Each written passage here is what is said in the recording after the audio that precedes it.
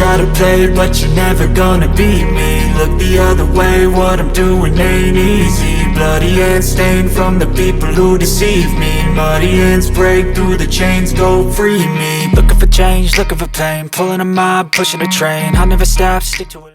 I ran across this old video of Dustin and Renteria and I practicing at my dad's house, and we always cut in rutted turn tracks. And Dustin's a former Loretta Lynns champion, so he's very quick, not a slouch by any means. But Dustin was always just a little bit faster than me in these turn tracks, and he was doing something correctly. I have it broken down here. You have your braking zone, your roll zone, which is like your turn-in, kind of in street bike racing, that's what they call it, your turn-in zone or roll zone.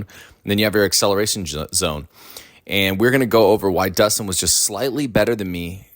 And it's hard to notice it, but he pulls me several bike lengths coming out of the corner, and he's just got better mid-corner speed. And I'm going to explain why. And this is a common mistake that when I coach people, they make it all the time. So let's break it down and figure out what I was doing wrong. All right, in comes Dustin. He brakes, apex, accelerates out, doesn't let off.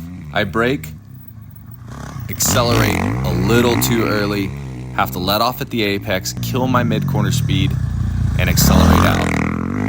All right, I'll shut up so we can all listen. Okay, let's watch this next one and let's just listen to the bikes.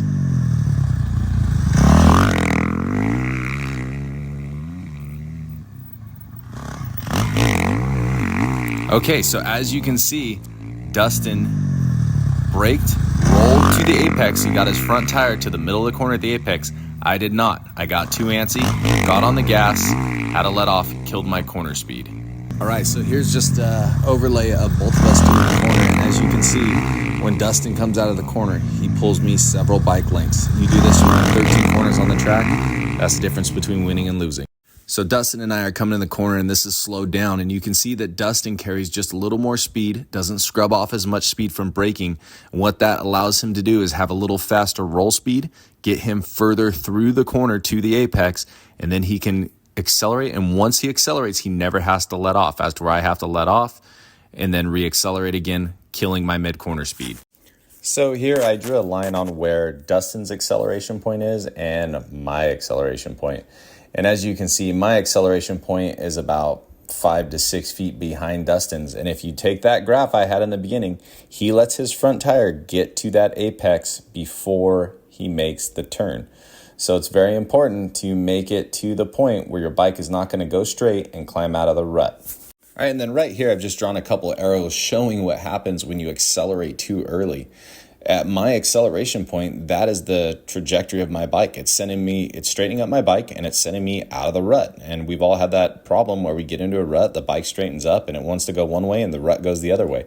And if you look at where Dustin's acceleration point is, right at the apex there, look where it sends his bike. It sends his bike in the path of the rut. So this is why it's so important to do your braking zone, get enough speed so you can roll to that apex. And the more roll speed you have, the quicker mid-corner speed you're going to have, and the faster you're going to be on the track. So yeah, good job, Dustin. He killed me in this corner. And it was funny pulling up this old video because it made me realize, everyone's got stuff they can do better and work on. One way to look at this is when you get in the corner and you start to accelerate, regardless of how hard you're accelerating, once you twist that throttle, you do not want to have to let off.